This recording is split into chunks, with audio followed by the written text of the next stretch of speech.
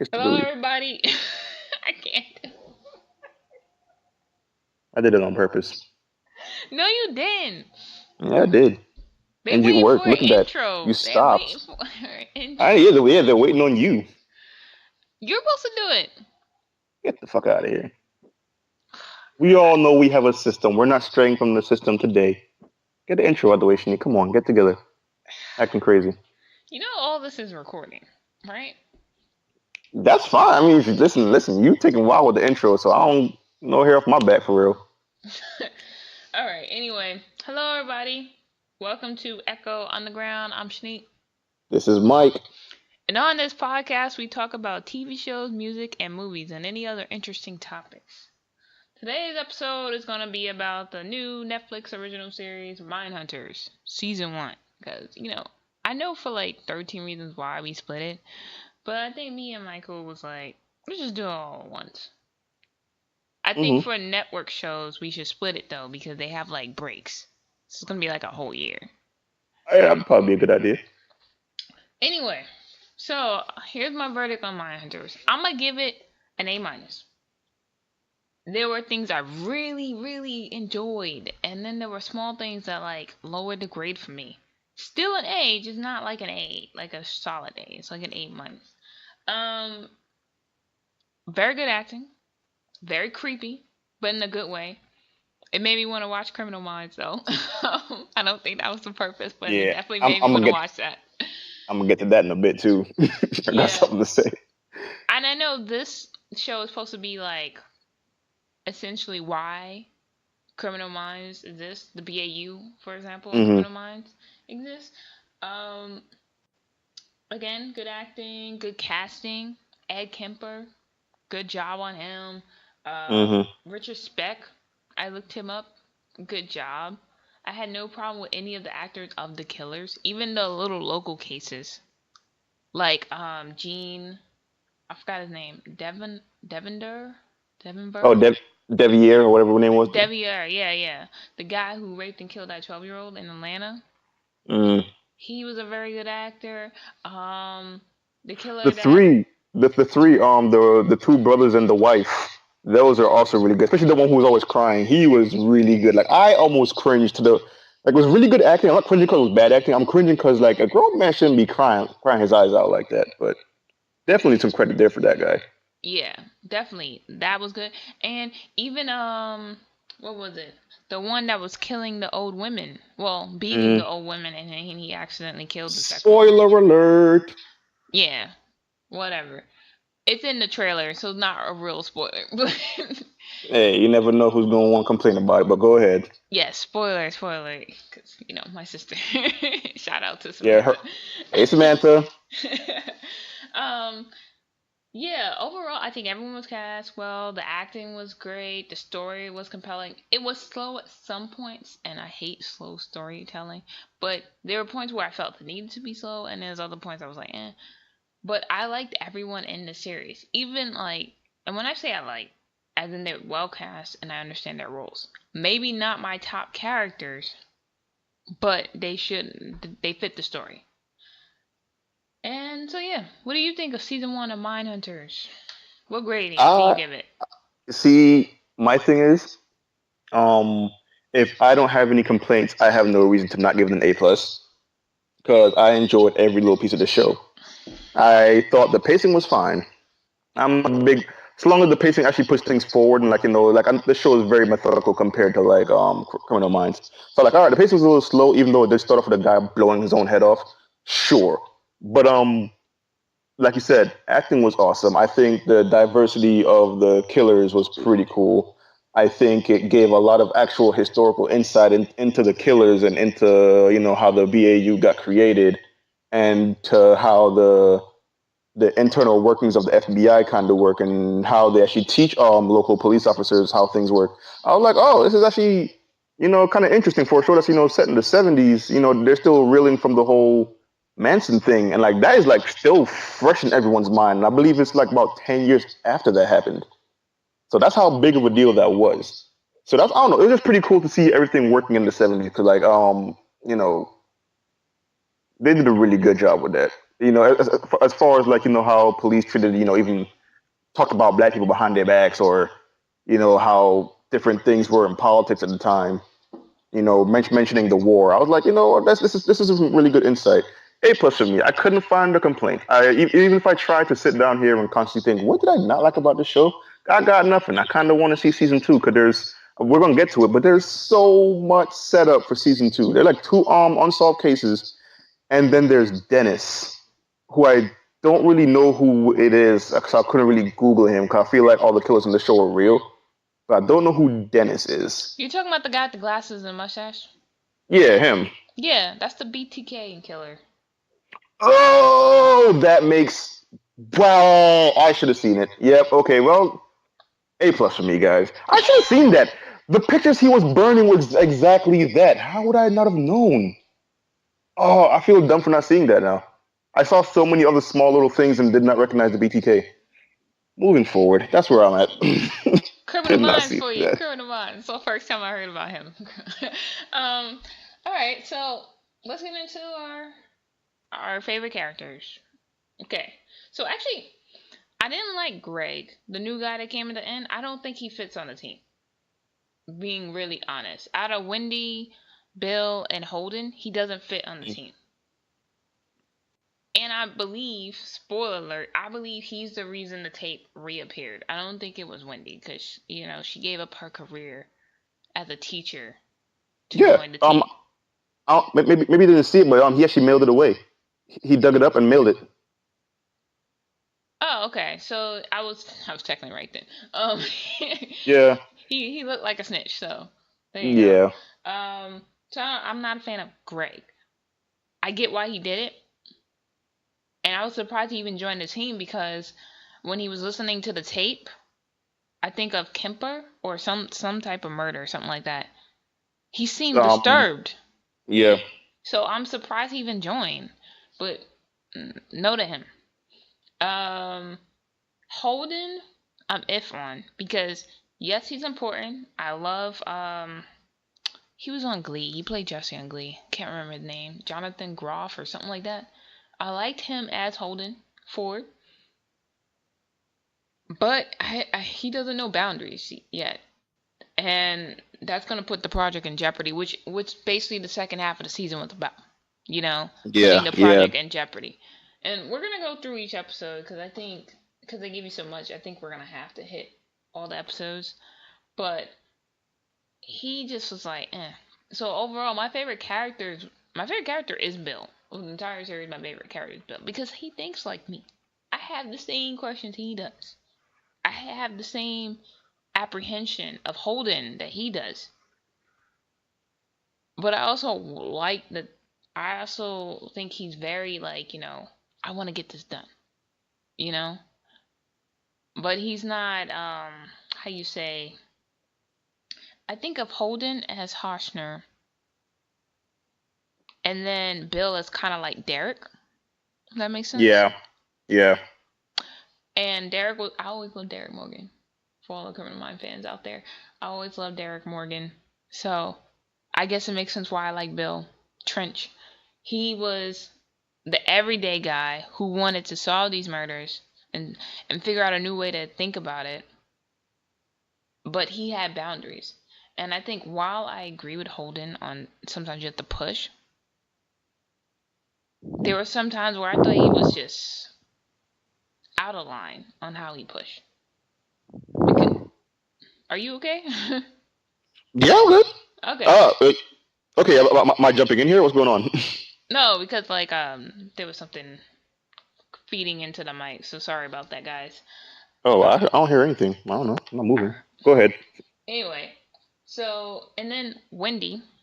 So basically, the three members of the team are. I love Wendy because she was smart, she was educated, didn't know she was a lesbian, but hey, do your thing, Wendy.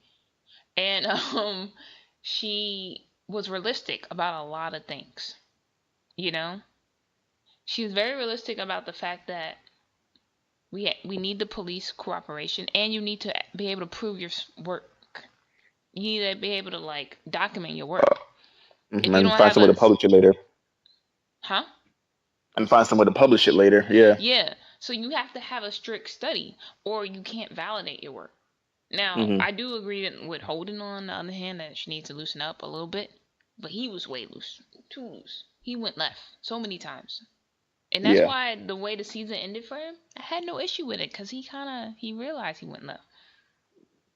Yeah, that last episode, nothing went right for him. So yeah, Yeah. everything went left for him on the last episode. But yeah, we'll get to that in a bit. So basically, my top three characters are basically the characters that the show focuses on the most. But overall, Bill, number one for me. What about you? I'm gonna narrow mine down to just two. And I know this is kind of a lazy way of doing it, but one is Holden. I can't really repeat anything else from Holden because you just said everything I would have even thought of. But my number two would actually be Ed. Now, Oh, okay. Yeah. maybe it's because of how good the actor was at creeping me out. Cause like it's weird, like how slow he talked. Like the guy was smart. He's definitely weird and anti. Like he doesn't know how to act in social situations or whatnot. And it's like he's damn near 6 foot and change and 300 plus pounds, I believe.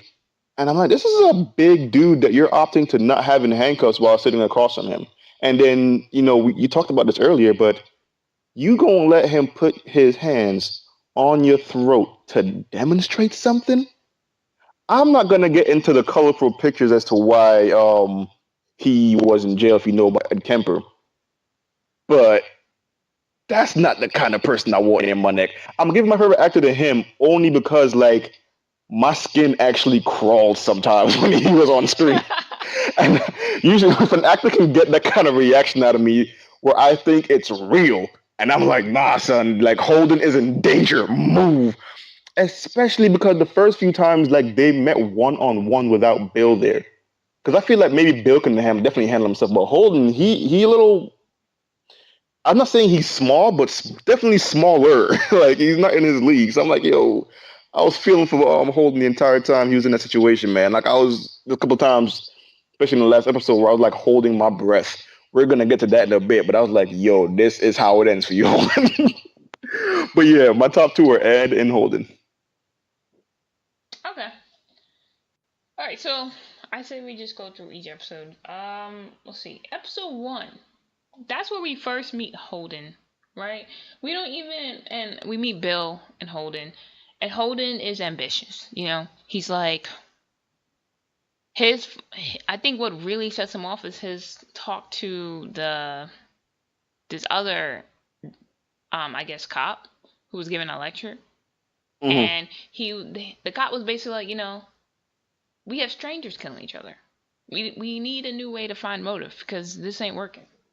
Hmm. And I guess this is around a point where serial killers were just acting cray. Because it doesn't seem like a lot of time has passed, but so many killers are coming out the woodwork. So it's kind of crazy. And this is like, and also what also sets him off is the Troy thing, where this man who thinks he's invisible, who's actually a mental patient, you see it. And Holden follows the protocol, and this guy still dies. And that's not good enough for Holden. He's like, how do we understand why he did it if he's dead? You know? Hmm. And that's when we first meet Bill as well. Bill offers him a job, sort of, kind of speak, because clearly just talking about hostage negotiation isn't working for Holden. It's not enough for him. And they see the Ida case about the woman and her boy who were raped and stuff with broomsticks. And it's really graphic. I'm not gonna go in. I remember everything, but I'm not gonna go there. And it freaks Holden out. He doesn't think he's prepared for it. He wants, so he just bails on it. And I thought this was a good introduction because you see why they started doing this. Bill was already on the path, but Holden elevated the path, if that makes sense. Hmm. So I thought this was a perfect introduction episode. You see why they start interviewing these people. You see why Holden has these questions. You see why they need to, because they don't understand. What about you? What do you think of the first episode? I agree. I thought the first episode was good. It gives us a good insight into what Holden's like. because you can see that he's clearly like a methodical thinker in a world full of like guys who kind of just like, yo, just shoot the bad guy and so we can all go home. And it Mhm. was cool. It's cool to kind of see him say to especially that first cop when the quote unquote invisible guy was like going crazy. He was like, almost to the point of threatening him with a megaphone and all kind of stuff. He's being super aggressive. And I realized that too later in, I don't know if this episode or the next one, where he's like watching a movie, and not only that, but showing the movie to the class about how there's like two different ways to approach a situation. Like one, you can like either scare him and put him into a corner, which makes him frantic, or two, you can like communicate and try to get on their level so that you can figure out a way through negotiation first before throw some bullets flying. So the first episode was pretty good. I did think the talk between him and that guy in the bar was also pretty good. I think that's also where he meets Debbie. I'm gonna get to her in a bit too, but yeah, that was pretty dope. I do like the little travel. I do like the fact that there's this one unsolved. I may as well say it right now, but the case right now with the lady and her son, that case was never solved. But it is kind of like an ongoing thing. I believe like that there's like maybe three or four more times where they communicate with that police department about you know trying to help find out who did that. Which I don't know if there's actually any historical accuracy to this one because I never really dug around it. I don't even know if they even found the killer. But I feel like it would be a cool little thing to try to dive into for the next season, along with Dennis or BTK or whatever. So yeah, episode one was pretty dope. Didn't mind the pace, especially when it starts off with a guy blowing his damn head off while he's naked. But yeah, there's that. I mean, maybe I just have a dark sense. I don't know. Episode two. Okay, yeah. And like, for BTK, like he didn't get caught until the 90s. Like he stopped and then came back and like it's this whole thing. So, they're not going to catch him cuz like unless they skip 20 years. So, if they do bring up BTK, they're going to be it's probably going to be mostly how they like can't find him, I guess. Right. All right. Next episode. This is the first episode of Ed Kemper, right? The co-ed killer. And I Yeah. looked up this guy. The actor looks so much like him. It's fucking freaky. And he's really tall. And I'm just like, man, none of those women had a chance with him. Um, so this is the first killer they interview, and they started off with a bang with this guy. I guess it was me, I would have led up to him, but they was like, nah, we gonna go to someone crazy. But then again, he tried to go for Manson first, so Right.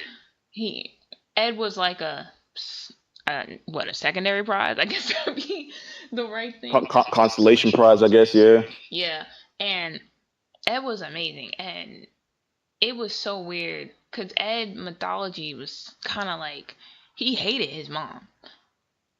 In his mind, his mom humiliated him. And what he said about women, I was like, this is why you ain't even got no woman. This is exactly why you were single and in prison. His thoughts are just so fucked up to me. But it's probably I think there's a real interview out with him out there. Hmm. I haven't watched it because I had enough of him based off the show. I don't need to watch more. Um, Yeah, like I saw the thumbnail and I was like curious about doing it, but then I started binging and I forgot about it. But yeah, it definitely exists with him out there. yeah, I think it's like from the 90s. Um, yeah, but Looks just like him too. I just want to put that out there. Like the guy looks spot on like Ed Kemper. But go ahead. I'm sorry. yeah, he does look like Ed Kemper. So like when I looked him up, I was like, nigga, what?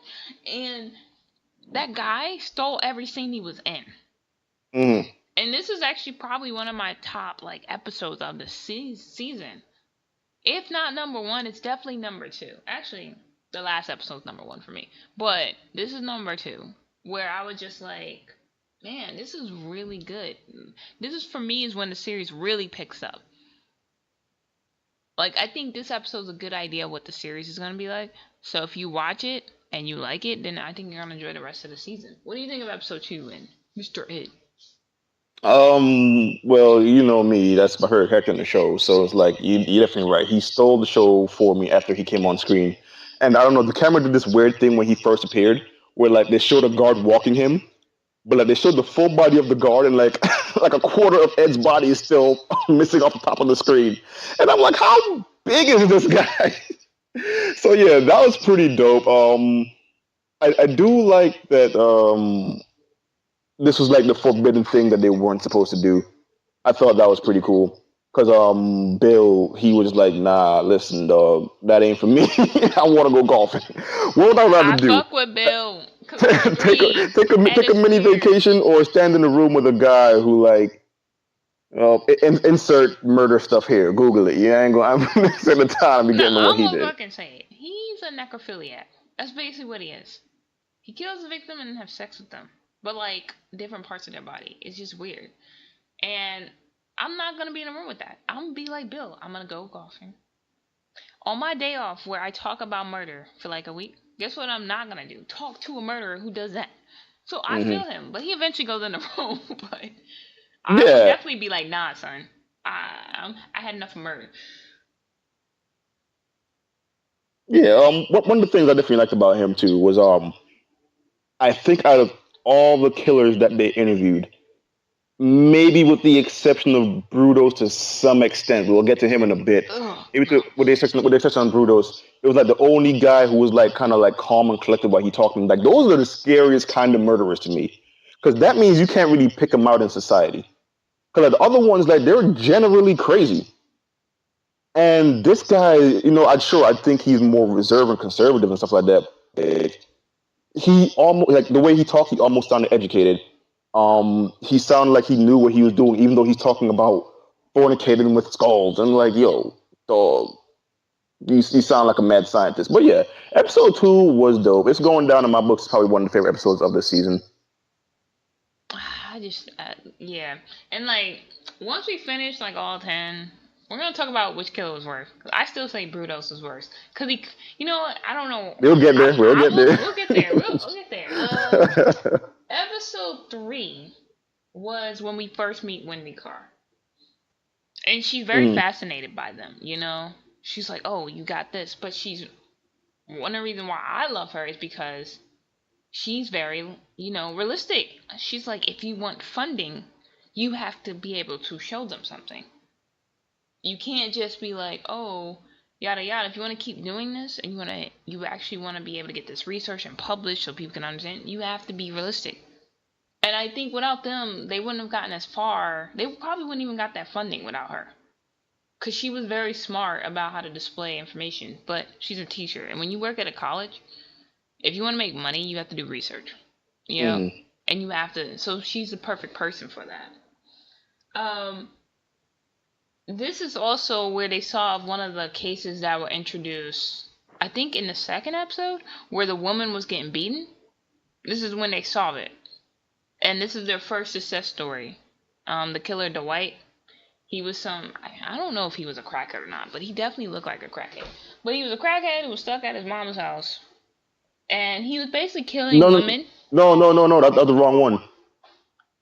That's I think the one for this one for that lady that didn't get solved. But there was another case though, where like that one guy became part of the FBI when they recruited him, and I just stole his tire or whatever. It was No, another this case. is the right one because this is, I wrote it down. This is the episode where they solved the woman that got beat. The old woman that got beat outside her house and her dog killed. Oh, okay. No, you're right. I'm tripping. I'm thinking about something else. You're right. You're right. You're right. Yeah, I was gonna Yep. say, yeah, this guy, I shouldn't call him a crackhead, but he looked like a crackhead. He was a guy who did a lot of drugs, and he was stuck at his mom's house, and basically he was beating on women who remind him of his mother and his dog, essentially. And it was kind of easy, but compared to Kepner, this guy is small. Still cray, still crazy and not like someone you want to be around, but this is like the first real success saying, oh, this might work. And that gives them the boost to say this is the right way to go, you know? And this Hmm. is also the same episode where Kepner really, like, grosses me out when he describes why he killed his mother and how. Wasn't a fan. I mean, fan morally.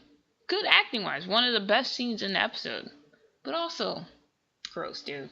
Just gross. Right. Is this the episode where he grabbed the neck too? I think it is. It might have been. Yeah, I think it was the second Yep. time that they had met. Yeah. Yeah. What do you think of episode 3? Um. One thing I want to say about this episode is this is one of the episodes where I realized how the FBI, maybe not FBI, but like just the general thinking of police departments in general, down to all different kind of security organizations they think. Because one thing I realized about this pattern is they work backwards. And like they mentioned, I believe in either the ninth or 10th episode where Wendy was talking to him, like, listen, you can't just find the perp and then work backwards off of that. But like in this case, it worked. I think in the other case, it didn't make much sense the way it worked. I think with Devier, but like in this case, it did. Like he wasn't really coerced. Well, not necessarily coerced, but like he didn't have any objects in the room to make him feel sweaty, nothing like that. But what they do is like they find the guy, and then they pretty much like already know it's him, judging by like characteristics and prior records and all that kind of stuff, relationship to the mom, just parallels they can make between the murder and his life.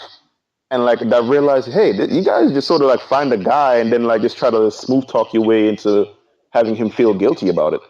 And that was cool. I think everyone in this episode was cool too. I think it's crazy how they went from thinking it was like a Spanish teenager, to like, or one of the Spanish or the blacks, as the cop said, to being some like white trash guy in his house with his mom.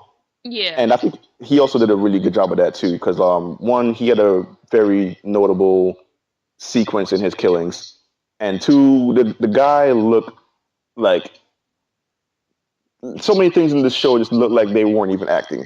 The guy looked like a crackhead. Like when the old Spanish lady said he smelled bad.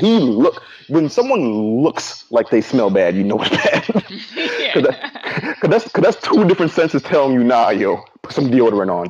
But yeah, it was really cool how they figured him out too. Even though like they did this whole work backward from the conclusion thing, it worked here really well. I feel like this was that actually, yeah, it was their first like victory as a team, just helping out some local cops. Like they're also on the road like recruiting, and one of the guys that helped them also became part of the FBI. So just seeing that whole process kind of like set up a lot of what actually happens later in the show too, which is really dope. I'm really into stuff like that. So I thought episode 3 was pretty solid. Yeah, I definitely agree. What else? What else? Actually, no. I think I'm gonna save it because I think it's more in later episodes. Episode 4 was a second serial killer, Monty Hmm. Risto, which I looked him up. He murdered, I think, 8 women. Eight Hmm. women. I think it was 8. Not According in to the the show, way, yeah. yeah, not in the way that Richard Speck did, because he did his all in one day, which is crazy. But um, this guy, his first kill was like an accident. Like he wasn't planning on killing her, and then it just happened. His was very spontaneous. He was very different than Ed per se. Hmm. Um, it had a random ass car crash, and that's where you saw that Bill actually cared about Holden, because Yeah. Holden could have really got messed up bad, and it caught me off guard. This is also the episode where their unit becomes almost legit because they get a grant from it. They get a grant to actually do that research. And that's when it actually becomes like a legit thing and not a side project, which is a good thing. Because they got And a lot of money for it. yeah, I guess money in that time, because probably in this time that's not enough. But in that Actually, aspect, actually, technically, it'd have been, well. I don't know. You're not like assuming for inflation. So yeah, you're probably right. yeah. And then they also, this is also the first time we hear the word unsub. So I Right. looked it That. up, and Yeah. unsub was around since the 60s. So they had this word already. So I was like, all right, cool. It's not a new thing from the BAU. It's just something the FBI always used to use. I wonder who thought of that, but I digress. And this is also the first episode you hear the word stressor. And I was like, yo, my criminal mind days. It's coming back. They always talk about like what caused, like what's the breaking point. Like the trigger or something like that. Yeah, and I like that in this first episode where you hear the word disorganized and organized as well. I'm like, yo, I'm triggering. Favorite show though. And finally, this is the first episode where you're introduced into the Beverly Jean murder. Which I don't like how it ends, but I'm not surprised it ended that way. So overall, I love this episode. It was like you're really starting to see the pieces of the behavioral science unit coming together. Like it was actually starting to be a real unit, and I completely love the episode just for that. What do you think of episode 4? Um, was that case solved in 2 episodes or one? 2. Okay, that's what I thought. Cause that was, I think, all the cases. This is my favorite independent one that they did with a local police officer. Even though Mark, I believe his name was, he was completely useless. Oh my God, this guy slowed them down at so many points in the investigation. Like, granted, at the end of the day, they got who was guilty for doing That was well. more the next episode, but yes, I No, no, agree. no, no, no, no. Even when the case first started, he was starting to screw up. Like, Like I'm how? saying, yeah, that's why I asked if you guys saw the 1 and 2 episode. But like, even from the moment he was there, he was like, they didn't know. I don't think they didn't do like a gene sample on Beverly to make sure that it was her hair in the first place. And the evidence been sitting there for how long? And like he kept like making these appointments with people that he wasn't supposed to make appointments with. Like they Well, wanted to that like. the appointment thing was the second episode though. That's when we found out he I was mean, doing that. yeah, I Not mean, this one. yeah, yeah. That's fine. I'm just drawing examples here. It's all right. I'm not going episode specific here. It's only between the 1 and the 2. Like, because this case is going to be this similar between both episodes anyway. But this is like my favorite case between this. Sorry, my favorite like small case between all of them, regardless of that police officer, doing things in like a overly nice way because like he's a local cop and like they're so community oriented, yada yada yada. Yeah, I mean, but that was realistic. I mean, I didn't agree with No, it, but it was very realistic that he was acting that way. yeah, I'm completely agreeing with that. One of the things I wanted to mention too is like all the local cops, they definitely handle things differently, which Yeah. definitely shows the way that he acted versus the one in I think what was it, Idaho or something like that. I don't know, one with the first unsolved case with the lady and her son. Yeah. Like you can definitely tell the difference between all the kind of cops, and I thought that was pretty cool. Yeah. And Go. no, no, that's all I got. It's a really good episode. Even I don't know. I think this guy was in the first episode too. More shoot the first guy that they thought did it. I Oh. also thought that the guy who went for like a walk with his dog in the forest for some weird reason and came across the freaking dump. Like there's no trail there, and the trail's on the opposite side of the railroad track, right beside the dump. So I'm like wondering how the hell he was really good because he creeped me out for a little bit too. But yeah, a good episode. I like that one. That's my favorite case. Yeah. So, was also I wanted to say about like local cops, and this is also one of the episodes that made me really like Bill was the fact that he called them out on it. He's like, Hmm. "You guys want to believe it's a drifter," and he's like, "That doesn't make sense. It has to be someone in the community," and that's what happens in real life too. You Yeah, don't want to believe your neighbor is doing really twisted things. I yeah, mean, even though, and like, we're gonna end the fifth episode because this is going to lead into that. Even though the case was solved, right? It wasn't really. Because if you think about it, all three of them in there, but you don't know which one killed her. yeah. You don't. So, like, all three of them were a part of her murder. You get a sense of why, even though there's a lot of assumptions you don't really know. I don't know if I trust the word that Frank was saying, which was the guy's brother in law. And also it showed what type of coward. I didn't even understand why Beverly, the way they painted her, was with this guy anyway, which I guess that shared the sentiment of what Bill was saying, and Holden was like, why is she with him? Hmm. But like, I guess for me, what made this case good, even though you never find out who did it, you know that all three were a part of it. Right. And Rose was kind of manipulative, the sister-in-law. She low key, she was willing to sell her husband and her brother-in-law out. That's true. Cause that's before they realized how much she had to actually do with the case. But yeah, you're right. She definitely tried to like look out for her own ass She tried to first. sell them out, and they Hmm. mentioned the bruises. So Frank was beating on her. So I get the, and it didn't look like she liked her brother either. So she's willing to sell Hmm. him out, but she's also willing to help them cover up the murder. So I'm confused about her, but I thought the family dynamic was interesting, and like they OD. I don't even like they didn't ever really explain like why they cut Beverly's breasts or like you never really understand like why they brutalized her so bad. You get hints, but you never get a final answer of why because you don't know who actually did. Hmm. Well, they said Personally, they said the fiance or whatever was the one who cut it off and like buried it in the backyard or something like that. no, they didn't. Could have swore they mentioned who cut the tit on the breast off. No, they never mention it because they don't even know who killed her. They don't know. They just know that all three are a part of it. Because we know the Okay. fiance beat her in the house. Maybe that's not even confirmed either. Because they don't know what happens in the house. They just know that Beverly was alive when she walked into the house. The fiance and Frank were there. Then Rose came and she was still alive, but we don't know who killed her and who mutilated her body afterwards. Okay. So it's kind of open.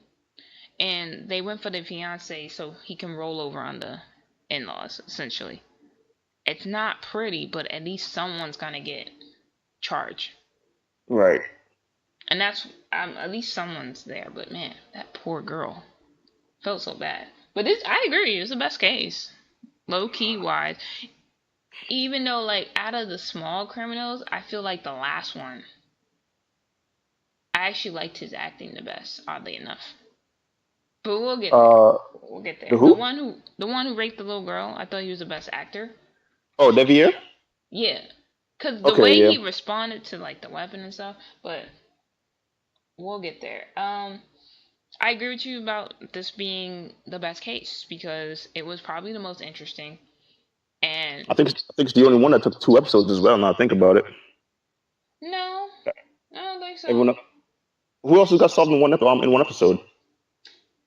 The Okay, well, I thought Beverly took two and little girl took two as well because it was introduced in the episode before and solved in the next one.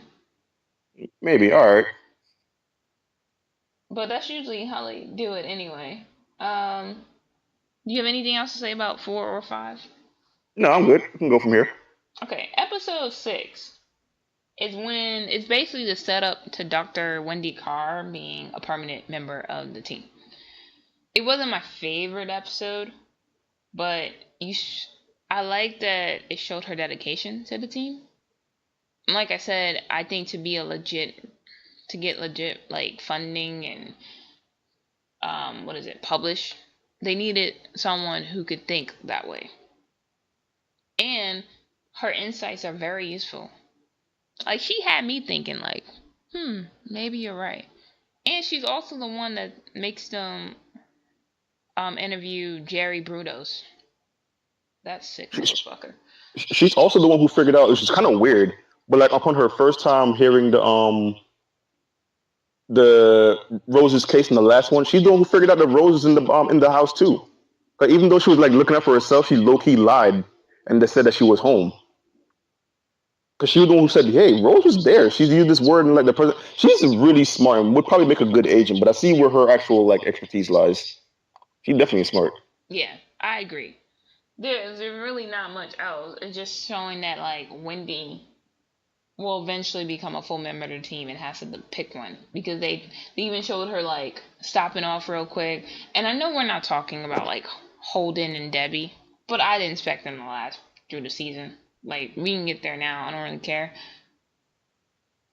Like That's honest, fine. I mean, I don't know. They had a weird dynamic. Like I thought it was cute in the beginning, but then like he went. The second half is when like things started to slowly decline. Where it's like, oh, everyone's getting stressed. Holden's getting stressed. It means he's being a bad boyfriend now, and he's not a good listener. I was like, oh, it's gonna come. And I wanted to know. Maybe I missed a part of the gap here. And this, I might be jumping around episodes in this, but let's just keep it strictly to Debbie. But he saw her in the dark with Patrick. So did they not break up after that? nope. That's weird to me. Because I remember like they talked about it briefly or like they just completely glossed over it. But No, like like that they. just never got addressed the way I would hope things like that would get addressed. Like get the hell out of here. Yeah, and also like my issue with their relationship is I think Debbie wasn't happy for a long time and just was not saying anything because Holden does not listen. Unless you're Holden talking, he don't listen at all. And like I wouldn't date a guy like that because he's very methodical. Like I feel like he would always be analyzing me, and I don't like that at all. In the end, he did too when he got broken up with, which is kind of hilarious. Because like you're realizing you're getting broken up because you analyzed her. Now like oh that's funny irony. Sad. I thought this was actually like low key interesting too, cause like their dynamic versus Bill and Nancy's dynamic, cause maybe it's cause like they're married and that they're more used to each other.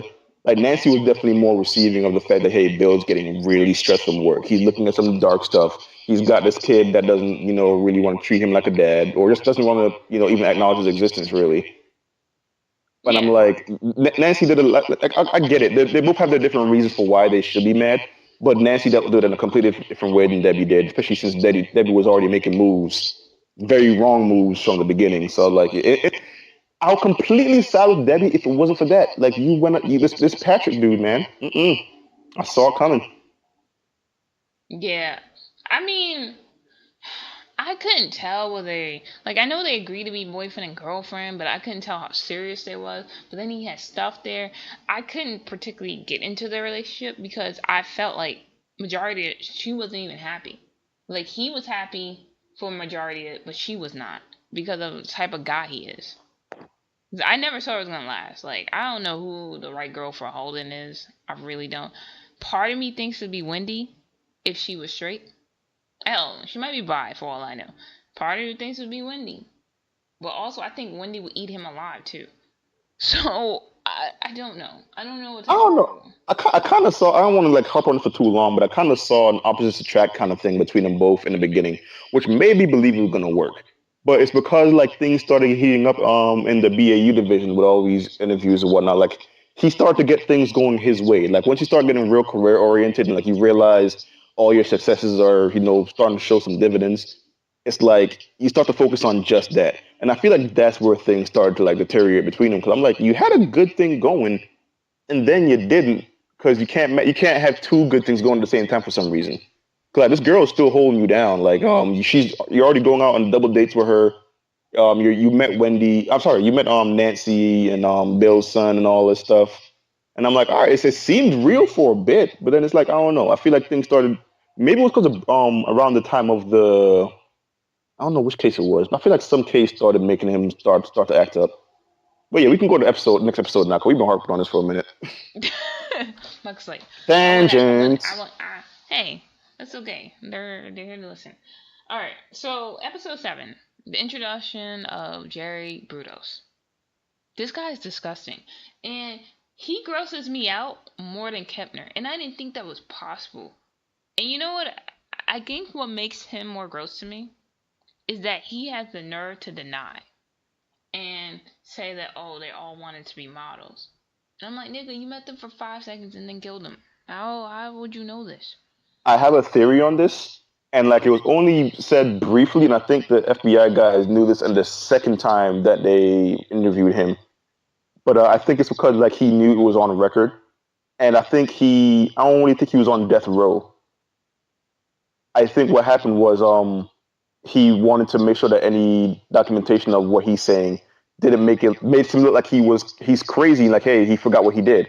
I think like he was doing that on purpose. Like he knew exactly what was going on. He just didn't want to do it properly because he was being recorded. But that's just my theory, though. It hasn't been confirmed. But that's where I think he's coming from with that. Because I See, feel like that's a lot. That's a lot of stuff to forget that you did, homie. I don't know about that. yeah, and like another thing. See, I would agree with that if they didn't tell him beforehand that they can't use any of the stuff in his court case. Because that's what they always tell the criminals beforehand. Like they do that little intro where they're like, none of this can be used to affect your parole or anything. So I they feel can't use it. he might have just been being cautious. That's like I said. It's just me. It's just a theory thrown out there. But he might have just been cautious. Because that would have been me too, for real. If I did some dark stuff in my life, I'm not going to repeat it again. I'm gonna make it look like it was either an accident or I'm crazy. None of which is going to affect my parole either way.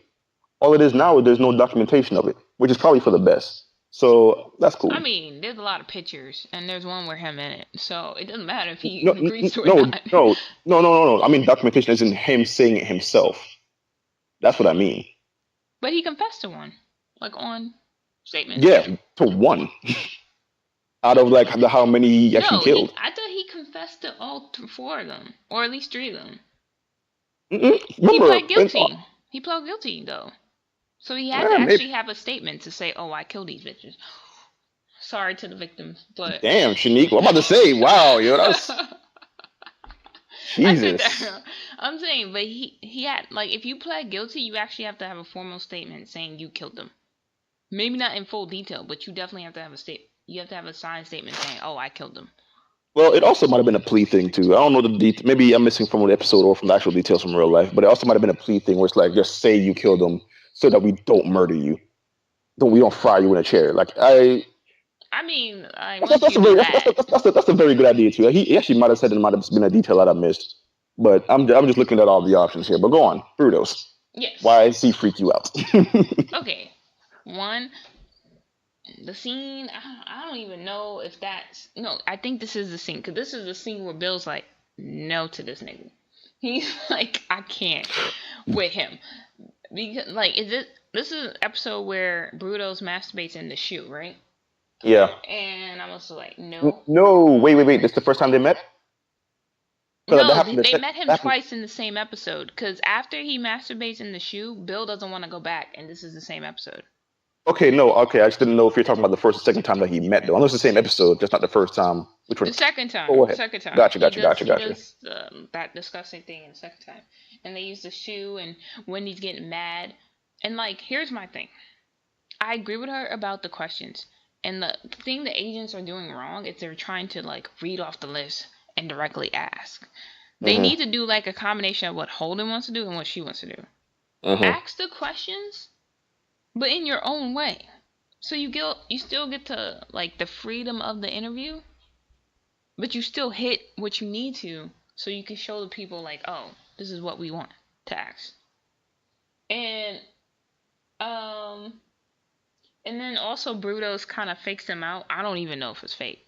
But he says, oh, he talks to Kepner and yada yada, which freaks them the hell out as well because they think it's gonna cross contamination. And also in this episode, Holden Debbie wears the shoes that Brutos likes, which turns him off. When Holden and Debbie are about to have sex, she gets the shoes that that Brutos was talking about, and I was like, oh man.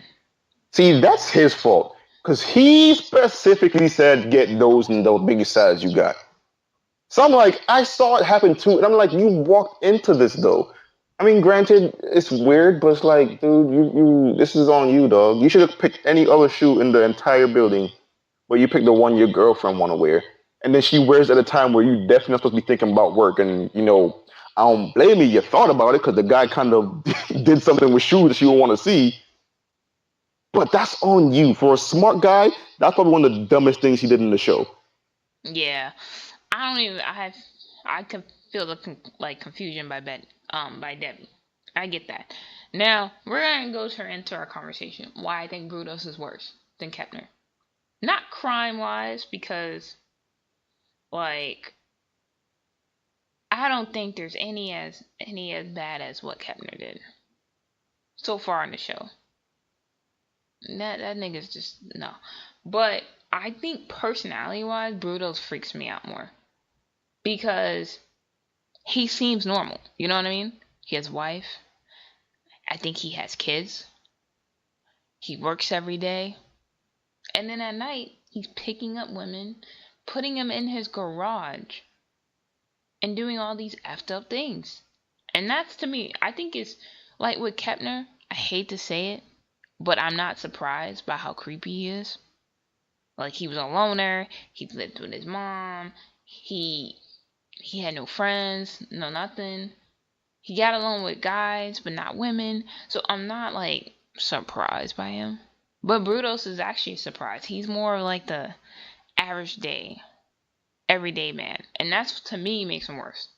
It's always worse to me when like the normal person, the seemingly normal person, because obviously they're not normal if they're doing crazy things, does effed up things like these men did, and in your neighborhood too.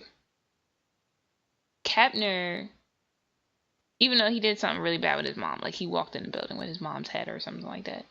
Can't remember. That's what makes him worse to me.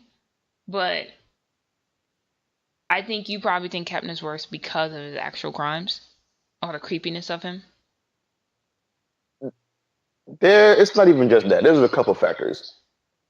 I Okay. might be repeating. I might be repeating myself here, but there's a couple. I'm just trying to start with some new ones. One, he killed way more than Brudos did, and I know he said specific from aside from the crime, cause I think we both agree No, Kemper's is he. worse. But Yeah. like I think like because like how smart he was, like I don't see him as an average guy, but because of how smart he was, I don't see Brudos manipulating anybody anytime soon. But I can see Kemper doing it, and Kemper has actual like clout within like the jail system. Like he's getting pizzas and stuff. He can like he's the only one to have between all the murders that they interviewed to even touch the person interviewing them. Like I think Brewers came close because he fixed the tape because it wouldn't close. And that was cool. I was like, okay, all right, that's still creepy, but not Kemper creepy because Kemper had this whole big ass baseball glove mid-sized hands on your neck, literally On describing, your neck. literally describing the whole ear to ear thing. And I'm like, wow, you're like, son. If don't get me wrong, I don't want to be in a room with none of them. But if I had to pick, I'd pick being in a room with Brutos first before I'm in a room with Kemper. Because here's the one thing about serial killers though, and I realized about the show and like maybe many other serial killer type shows like Criminal Minds and SVU and all them kind of shows. But it's like, this might end up changing the subject here. All of them targeted women. Not a single guy, except for like I think the little boy in the beginning, who we didn't even really find out who even killed him. Not a single one of these were either female or killed males. Well, we haven't gotten to those yet, though. But there's some famous ones that target men, especially gay men, unfortunately. But Mm-hmm. there's some famous ones that did that. But men are harder targets, Mm-hmm. and But that's yeah, why. Like, yeah, I just wanted to throw that out there. But another reason with Kemper is that for why I think he's way more creepy is like the guy talks so much that it's a little weird. There's a point where I thought that he was interviewing Holden and Bill. 'Cause, like I hate when smart, dangerous people get the upper hand in psychology and like they start playing your own cards against you. Like I think the first time, what's the name? I think for I don't know if it was Rissel or Speck. Definitely Brutus, because I know Brutus said the first time, yo, I'm done here. I don't want to talk to y'all no more. He can at least find a line where to stop. Kemper won't find that line. He'll keep moving things around so that two people can keep talking no matter what. Because he's just OD social. well, And go ahead. I was gonna say, Kipner's also cocky. He was so bored of getting away with it, he turned himself in. Yeah, that's even worse to me. Because like, okay, first of all, the guy had to get caught, and that shows who's more cunning. Because the guy, remember, Kemper said he killed like 35 people. They ain't find 35 bodies. I think they were found what 18 or something like that. So No, almost, whoa, back up. He never said he killed 35 people. yeah, he did. Listen, there's one of the episodes where he's like even holding surprised by it. He's like 30 what? I No, think he it was was saying serial killers, not like 35 people he killed. He said there's 30 like serial killers operating right now in America. He did not say he killed 35 people. oh, okay, all right. Maybe that's my mistake there. But either way, though, all my other factors still remain. Like that guy, nah, son. That's probably one of the worst serial killer, like crazy characters in like TV shows or movies I've seen in a while. Like he seems like outside the whole like cutting your head off and fucking a thing, he seemed like a really good candidate for a Batman bad guy. Yeah, yeah, Kepner killed 10 people, but that's still bad. Hmm. Um, yeah, I agree with you about Kepner. I just think because of how normal Bruto seems, he's like, I'm more surprised by Bruto's. Except when you talk to him. I'm talking about outside looking in. Outside looking in, Bruto seems way more normal than like any other serial killer on the show, and that like makes me go, okay. That's what makes it more creepy. The more normal you are, and then you do some dark shit like that, especially in your own house, the boldness of doing it in your own house, that's more creepy to me than Kepner because I'm not surprised by Kepner. Still Well, creeped out by him. You know what I mean? Kepler killed his mom though and walked around with her head. That's my thing though. Like, sure, you did it in your own house, but he wasn't like parading it around and feeling good about it, you know.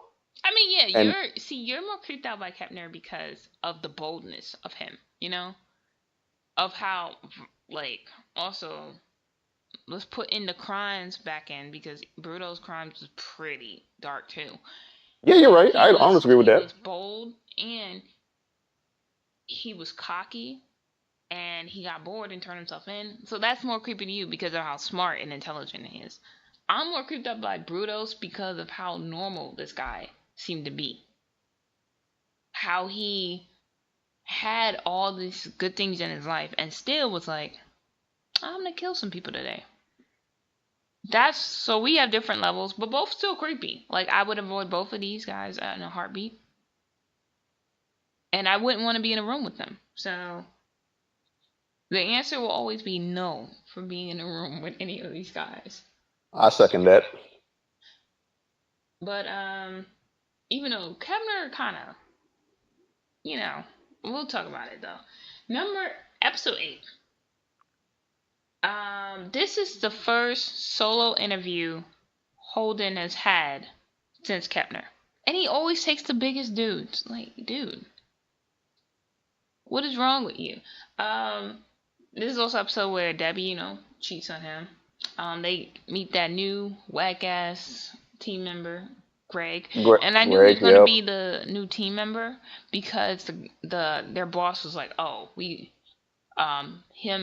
his father and I study at like some university. I was like, oh, Yeah, he's on. Dartmouth or whatever. Yeah, and then this is also where Bill, he's too disgusted by Bruno's because of what he did in the second interview with them. So he told Holden, go by yourself. And then I like what Holden did though with his interview with him. He did some reverse psychology in a sense that he went along with Bruto's denial. He was like, oh, you're right, you didn't do this. So why do you think this guy did it? And Bruto's basically talked about himself in the third person, and I like that approach. That's another part of my theory for why I think he's lying about not knowing what's going on, because he's answering it directly, but saying it in a different perspective. And I was like, he seems like he knows exactly what's happening here. He just can't do what he want to really say, what he really want to say on record. But I do like what you said though. Like, he definitely at least they're both on the same page while I'm getting an answer. Like, if I was to do something like that, then maybe I put it in my garage, maybe I tie him up, maybe I take some pictures. I don't know. Yeah, and like, I mean, they all knew he was lying. They all knew he did it, and like they presented him with the evidence with his face in it, and they know he did it. So that's the craziest part. So it's not like it was a denial of like what he did it.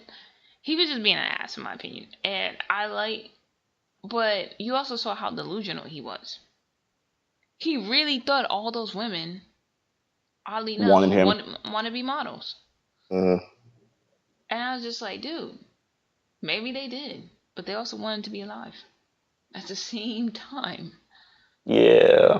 But that scene with Brutos and they're talking and stuff, that's when for me, that was the scene that really sold me completely on the actor playing him. I agree. That's probably one of his best scenes too. I agree.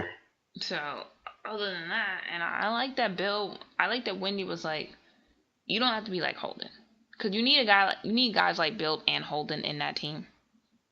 And she mentioned, I think at one point, even Greg, but I don't think she realized what he was going to be up to later.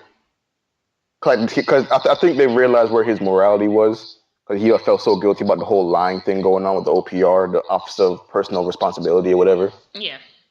And I was like, yeah, you need somebody like that, but you also need someone to not sell you out. But we'll get to that little story in a bit. Yeah, that's the last episode. That's the ending. But yeah, I definitely I like that she talked to Bill. Was like, you know what?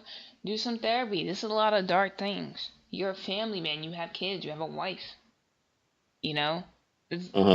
Holden is single, and he's thinking this as a complete research project. When Bill was doing this before Holden, he was literally doing it so he can catch the bad guys, He wouldn't think of it as a research way, but Holden did, and so does Wendy, but she's a little less robotic than Holden is. Right. And like I said, Wendy and Bill understand boundaries. Holden has yet to understand, but I bet you he understands at the last episode. Just saying. He understands then. Yeah. He learned the hard way, but he needed to. People wanted him, but he didn't want to listen. Anything to say about episode 8 before we get into episode 9? No, that's okay. Actually, I kind of want to talk about episode 9 too, so we can go ahead and do that one.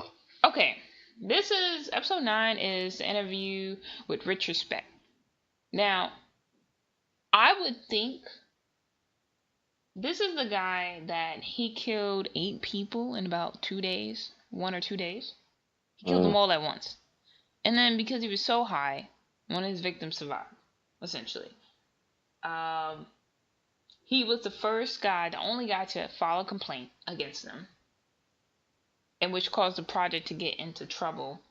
And because Holden, he's smelling himself a little bit. Yeah, definitely. He oversteps a little bit. He oversteps. And now they have to kind of alter the documentation in the transcript to basically make them look better. And this is also the introduction into the rape and murder of the 12-year-old girl in Atlanta as well.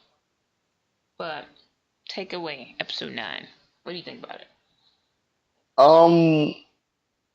I thought this was kind of cool because I feel like one of the two things I like seeing is the way Holden likes doing things. His like extreme, just level with him, just say whatever you can to get him to talk, even though it might be illegal. And you even see him do a little bit of that in the Atlanta case, but definitely with Richard Speck. And I like seeing how it contrasts to Wendy's way of doing things, where it's like just stick to these 100% perfectly legal questions that they are clearly too bored to answer. So it's like they're on two different sides of the spectrum. And like wherever that middle area is, I don't think any of them ended up hitting it. No. But I thought it was cool seeing it from Holden's perspective though, because like even though he'll say whatever he to get an answer, it generally works, and that's kind of why he got Devier arrested. Because like his was interesting. This is about the little girl. I'm forgetting her name now, but it's a little 12-year-old girl whose body gets found in the woods. We found out that he got raped and like got her skull bashed in, and like he left the rock there as well. And like this is another example of how like they work backwards, because like they already knew it was this guy, and like he even gives the local cop a heads up, like, "Yo, I don't do things the way you do it. Like it might be a little unorthodox, but I promise you, you're gonna have a guy in jail at the end of the day because we know what we're doing." And like he gets a whole bunch of things in place. He gets like a whole bunch of things to like remind him of the girl, like the entire time they're in the. You're skipping to the end. That was the second. That was the last episode. Oh well, darn. Okay, well, fine. I'll just focus on Spec then. Spec's interview was interesting because this guy's wild. This guy is what I see in my head when I think of a serial killer. I'm like, there. If I saw that in the middle of the road, if I saw that in the middle of a crowd, I'd be like, there he is. That's the one. Him. I might not see Brudos. I might not see Kemper. And I know we skipped Rissel, but I might not even see him for we real. We talked about Rissel too. He was in the. He's episode 4. Yeah. Yeah, I mean briefly, but yeah, he's the guy who won the soda. But yeah, I might not see either of the other guys, but I'm for damn sure gonna see Spec, cause this dude is all the way like Arkham Asylum crazy. So I was like, yo, his interview was interesting. This is where the whole redaction of the transcript happens, because he said something about like ripe cunts, and which is a weird. Excuse me for my language here, but I know like people will get triggered by that word. I don't see it as a bad word because this stuff sounds stupid to me. But yeah, ripe C words, because I've gotten in trouble for that before, and he gets in trouble for that because like you're not supposed to level that much with a killer, even though it kind of worked. He kind of reverse used some reverse psychology to get him to start talking, get you to dive inside of his head. And I don't think like even though he got some information out of it, the information you got, I don't know how much it was worth, because you got like a long list of serial killers you need to talk to, but you decide to jeopardize the whole operation by leveling with this one guy. This is just me seeing him overreaching. So yeah, that's how I feel about this episode. Did you say this was the episode where Debbie cheated as well? No, that was episode 8. We're on 9. Okay, well, all right, bump that anyway. I'm not talk about that. But yeah, that's how I feel about this episode. Retrospect was pretty interesting because finally I saw a serial killer on a TV. I mean, granted, they're all serial killers, but like one that you can like easily see. Like there he is, that one, the crazy motherfucker throwing birds in the fans. That one. Okay, here's the thing with retrospect. I think he's still like, I still think he's dangerous because you know how drunk you have to be to not realize that you killed all these people or almost killed all these people, and Uh-huh. bold enough to do it all in one day. Kidnapped a bunch of women and then tried to kill them all and killed like 90% of them all in one day. That's crazy to me. But I knew that Holden stepped over because I at first I was like, what is so bad? Because he kind of been doing that, but I've noticed he's been doing that off camera, like not camera, but off record, right? Uh-huh. And and like his boss was like, I don't want to listen to a tape and not know who's the agent. And that's what I thought. Like, Right. this is like the Criminal Minds thing, but I like that. Like, no matter how hard they go in the interviews, you can tell who's a cop still, even if they try to level, even if they try to low key sympathize and stuff. You can tell who's actually a cop in the room because even in like, well, that's the next episode. We're getting to this, but Holden, he smelled himself again a little too much. Your methods work for the most part, but you need people to back you. So you gotta bend a little bit, bruh. You gotta bend. You gotta know your Yeah, lines. definitely. You don't want to be friends with these people, as he should have learned with Ed. Ed was sending him cards. Dead that. You're not friends. You need to make that clear. Yeah. You You nip gotta that look in the butt real close. quick. Yeah. Yeah. And then finally, the finale, which is my top episode. I think this was the best episode of the season. Which we have the BTK killer um sighting again at the end of the episode, so a little bit of cliffhanger. You have the solving of that 12-year-old girl who I can't remember her name, but her murder with Jean Debonair, um, which I thought was brilliant how Holden did it, but he stepped a little bit over the line, and he knew he did because he turned off the recorder. When he's trying to insinuate that the 12-year-old girl was flirting with this grown ass man, I see why that cop got pissed. And Bill was like, dude, no. And Even for me, like you kind of need to slow this one down. Hold up, yo. yeah, like, and that guy, you could tell she was random, which they were hinting at. Like, it was spontaneous because he freaked out so bad. He didn't plan anything. But he got cocky too. For a guy who just committed his first crime, like first, well, I guess second, because they said he was on trial for like raping someone else, another 13-year-old. Hmm. But you were like, good thing he was cocky. Good thing he was so willing to walk into a trap. Yeah. Because they had nothing else to point him there except the fact that he walked into that trap. I agree that Holden's tactic worked, but he went overbound. And like, I gotta talk about like one of my favorite scenes of the episode, probably this season, is the scene where Ed Kepner is with Holden in the medical infirmary. Hmm. I see you. Yes, the ICU in the prison. And I was like, dude, you in trouble, son. Like, I didn't think Kepner would kill him because, again, Kepner, he targets women. So I don't think he would kill Holden, per se. But he definitely, like, fucks with him. Hmm. Hard. Hard. And, like, Holden's not, doesn't feel comfortable. Ed was acting like a disgruntled friend. Because, just like Wendy was worried about, they put their names in the article. Ed happened to read it, which why the hell is he reading that? But whatever. I mean, he got them kind of connections, so I kind of figured that's what's going on there. Yeah. So he read it and he was definitely like, so you mentioned me, but you don't tell me about it. You don't answer my letters. And I'm just like, dude, He's not mailing bill because you got too close. You made it seem like he can talk to you. You don't want that real. You don't want that type of relationship. You want open but not close, like a coworker way. Which Holden was trying to like get out of that, but Holden was about to cry because he saw the people leave. Which I hope that's not how it works in the ICU. You have a man who's charged with killing 10 people, and he's a necrophiliac, and he's big as fuck. You do not leave him alone with someone who doesn't have any protection. I hope that's not how it really works. I really hope that's not how it works. But My my thing is none of the guards that were in the near vicinity were even armed. Because even the ones inside that booth that were watching him, they weren't armed. They were more like those those crazy people handlers in like some hospitals who like hold him down and give him a shot to calm him down.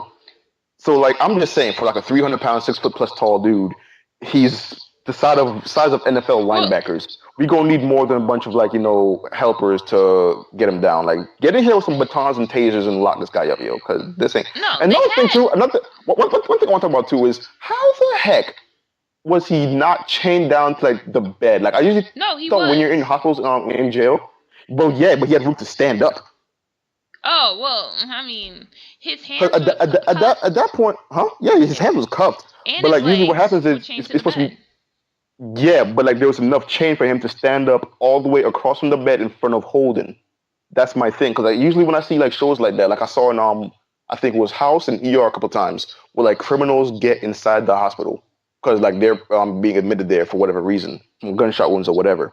But like we know they're a criminal and technically they still need to be handcuffed. They can't get out of the bed. And that's what's supposed to be. 'Cause, like you're putting everybody in there. If he can just get up and do that, he can kill whoever he wants to, who wants to come feed him or give him a shot or something like that. That was ignorant as shit. Cause Okay, I ain't but never seen that like, yet. I can understand him not being fully handcuffed because again, he was probably bleeding out for a while and not awake. But my thing is, someone should have been watching. When that guy and that nurse just left, I was like, this is bull. That wouldn't happen. I would hope that would happen, but then this is the 70s or something, 60s or 70s, so I guess they also knew maybe he was FBI, so like they probably figured, hey, he can handle himself. he ain't got no weapon. What the hell type of crap? He's my thing is he's small, so it's like either way, you're right. He has nothing and he's small, so if he feels like he want to be in a bad mood, he gonna be in trouble regardless. Arm Yeah. guards. That's all I'm saying. Yeah, and like I didn't get the guards leaving. So when Holden saw the guards leaving, I was like, this is bull. And then Ed looked over there, I was like, oh god. My heart's pumping. I'm like, I know he's not gonna die. Like realistically, I know he started the show and he's not gonna die. But my heart's Hmm. like pumping. I'm like, alright. And then Ed stands in front of him. If I was Holden, I would skirt and get out of his range. Because I nigga can't get away certain feet from the bed. I wouldn't have stayed there. As soon as I saw that nigga hopped up, I went and because he walked over to him slow. He got up and he walked over to Holden, and Holden let it happen. I'm like, nigga, no, walk that way. Walk to the other side of the room and tell him to talk to you that way. Right, like he bigger than you, but you faster than him. Promise you that much. You can get away. Exactly. Like what the hell? And then Kepner standing in front of him, telling me kill him, and Holden's crying like a bitch. Even though I would have been crying too, and I wouldn't have been there. And then Holden realized I'm in over my head. I crossed some lines. One thing I will get a scene is like this scene gets like the award for world's most awkward hug 2017. Cause that you know how like when you put something sour in your mouth and like you can feel it in your back. That's how bad I was scrunching my body up just looking at that. I'm like, dude, I know where your hands been. I don't want this. I don't want this right now. Get off me. But like you said, you know what? He doesn't kill guys. Even though he did threaten them, he said, I'd have plenty enough time to kill you and do some things with your dead body. And I'm like, pause. Yeah, like Kepner's not into that. So I he mean, was buffing the shit out of I mean, Holden. I don't. That bluff would work on me. I don't No, give it a. would work because he's a big ass nigga. Like, what do you mean? That won't work on me. No way. I'm like, I'll be out the windows to the wall. You can't catch me out. You would never seen a black man run as fast as me if I was ever in a room with Edmund Kemper, yo. That's out of the question. But go Yeah, ahead. he's big. Bruno's Ed. Richard, all of them. I'm not letting them get close to me like that. I'm just not. Hmm. I don't care. You all killed very violently multiple people. I don't give a shit. I'm definitely not getting close to you. Okay? And then he had that panic attack at the end of the episode, and I was just like, yeah. They kept trying to tell you to slow your roll, bro. But you Yeah, this didn't this slow is your roll until you felt that you were about to die. Because he thought he was about to die. He yeah. I mean, lucky that yeah. Ed, like, let him push him off. And see, the thing is, he didn't have to go see him either. Like that was definitely unsanctioned. Like there's three things that happened to him in this episode, which I feel like threw him off a little bit. Like even though he's already been off for a minute, but like this like threw him over the edge. Like one, Debbie broke up with him, and he overanalyzed that and saw it coming. So I guess that's one thing. And two, the whole thing about the redaction of the tape kind of finally came to a head. Like the two guys from the committee, the OPR or whatever, they came and sat him down and said, "Dog, we know what you did." He admitted everything, and like they're trying to help him, but he's defending his position like, "Yo, I got vital information by saying what excuse me, by saying what I said." So at this point, he's like, "I don't need to go see Ed, but I'm gonna do it anyway, cause they ain't take my badge away. I can just walk in there with my badge, give him my gun, and go talk to Ed and get some more information." Even though, as he said to Ed himself, "I don't know why I'm here." Ed straight up asked him, "So why are you here, Holden?" He said, "I don't know." And for once, Holden actually has some clarity. And then he goes into the hallway and starts hyperventilating or something like that. And I'm like, if it Well, takes this for you to learn your lesson, Holden, just make sure you actually do learn something from it. Because in season 2, you better wise up if they bring you back, yo. yeah, he needs to, like, chill. Like, all the way chill. Like, your way might get results, but you need to chill. Because you have to think about, one, who you're talking about. Hmm. Because you could tell he has no chill. It was one thing to talk about grown women like that, but when he talked about, like, that little girl like that, that don't sound good. And Yeah. he's lucky he didn't record that, because they definitely would have just took his badge after that. Hmm. That's a child. But you know what? One thing, like, we're gonna give our closing remarks, but you know one thing we didn't talk about, the storyline with the principal. Now, Oh my! How did we miss that? Oh okay, my God! Yes. so here's the thing. I'm gonna be a parent. If I say don't touch my child, and you tell me, oh, my agreement's with the child, I might snuff you. I literally Might. said, do not I touch my kid. I got 110% guaranteed rate of snuffing somebody if they ever said that they want to tickle my child's foot. I'd snuff someone in my own family if I told them not to tickle my child's foot. Like just don't be weird. The hell? And then That's pay them. and you're paying them, right? You're paying them in nickels and stuff. I'm like, what? You're this is granted. I get I get the argument that like he's done really good for the school. Test grades are up. The general happiness of the kids are up. I get all of that, but if you weighing it against people's parents outright telling you to stop, and you're gonna counter that saying, "Nah, I'm a principal before I respect you as a parent," which is I'm paraphrasing here, but like that's really where he comes off as, and I'm like, I don't feel bad for you. I don't feel bad for you. Yeah, like they, like, he was over the line. Only because as soon as the parents say, I'm uncomfortable with it, it's weird. My child is 10 years old. Why are you tickling him? Why are you paying him money? The only reason they're going back because they know they get money. Even if they don't like it, they're like, oh, I'm getting money. Right. But I'm telling you, do not do it. Don't do it. Like, it shouldn't be hard. We shouldn't even have to have multiple conversations. You shouldn't. Nah, Like, I don't understand. Like, and then you're gonna tell me, oh, my covenant's with your child and not you. What I the do. fuck? I do agree with him that the word covenant was probably the creepiest part of him saying that because he made it sound hella creepy. Like I don't even know how to really interpret that from like an FBI perspective. Like even they were kind of like taking like real confused by it. Like a covenant is something safe for like churches and stuff like that, like religions. You here bringing that to school just to tickle kids' feet and pay them.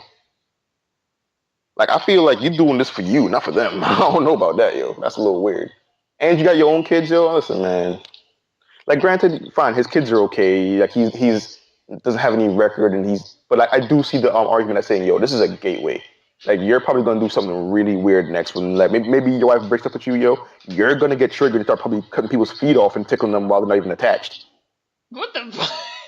Listen, I that's what was my head thinking goes, yo. That's weird. I don't listen, man. He's weird. I don't like that kind of stuff, I yo. was Listen, thinking the gateway to molesting the children. I was not thinking of killing that them, but listen, I either wouldn't be way, that. both bad. I listen, man. I went all the way up, yo. I had to Too go with the much worst Kepner. case Too scenario. much Kepner and Bruto. But Listen, man. You could tell they ain't no black parents. So like I saw some black kids in there, but you could tell no black parents really stepped and said, "Nah, yo, don't do that shit no more." no, I would Cause have took my kid out because like I don't give a shit. Like if I literally say don't touch my child and you continuously do it and tell me you're not gonna stop, I'm either throwing hands or I'm not gonna throw hands and my kid's not gonna go there anymore. Plain as simple. oh, I'm doing both. Fuck that. I got to throw a hand. At some point in this little resolution here, I got to hit him. I'll take a couple of days in jail. I'll be all right with that. No, like you never tell nobody. Like a teacher can't do that. It's like a teacher saying, "Oh, I'm gonna do this to your kid, and nothing you can do about it." That's basically what he did to those parents, and they just ate it. What type of mess is that?